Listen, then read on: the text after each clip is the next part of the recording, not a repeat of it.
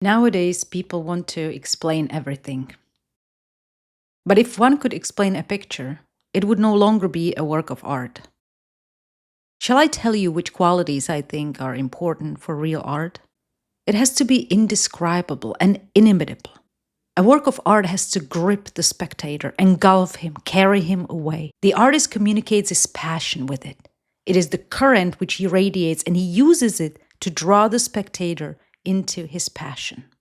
February is the shortest month of the year, but it can feel surprisingly long when we are in the middle of it. And there is nothing better than to cheer ourselves up during the long cold month and create a beautiful homemade bouquet. The inspiration to make one can come from many different places, but in this segment we will let ourselves to be inspired by famous paintings. There's a reason why we're drawn to the reproductions of nature, why we want to hang them on our walls. Perhaps it is for its constancy, for the promise and assurance things will remain the same. Flowers in a vase die, but a painting of them stays alive forever.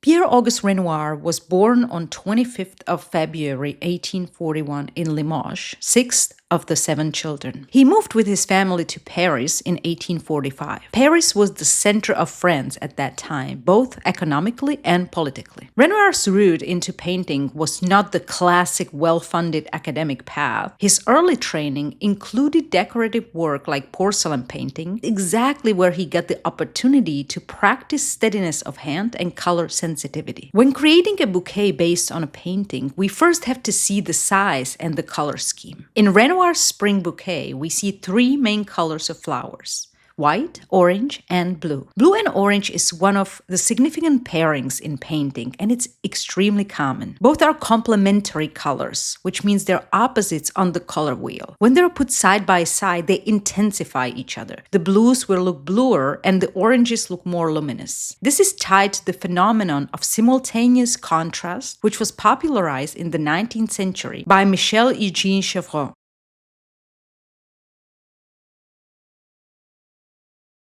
The Spring Bouquet is not the only Renoir's painting that uses these 2 colors. We see similar combination in the Pont des Arts, Paris, where the orange boat creates contrast to the blue water of the left bank of Seine, painting portrait of Madame Charpentier and her children, or the Seine at Asnières, where he plays the bright orange boat against the dark blue water. In this sense, the most important thing for us when recreating this famous bouquet will be to honor the color scheme and get as close as possible to the size of the individual flowers. The flower species that we know for sure Renoir used are the large white carnation flowers that are prominent in the painting. The one I got are called Persina buttercup or Rununculus, and they're slightly smaller. But if we put a couple of them in a cluster, the effect will hopefully be very close to the original painting. The vase that was used in Renoir's painting is Japanese with blue accents. I chose a similar, it is my personal favorite.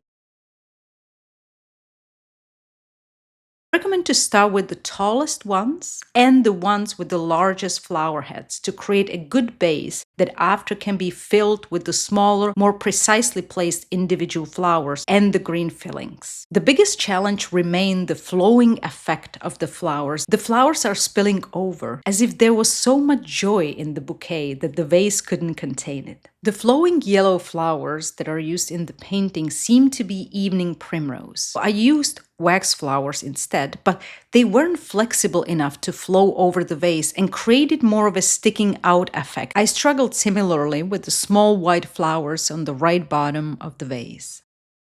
So I was forced to use a small white carnation that again failed to create the overflowing effect. As a whole, however, I think the bouquet remained loyal to the original painting, and I'm sure if you recreate your own at home, it will bring you much happiness until the spring finally comes to our gardens and we will be able to enjoy the live flowers from there.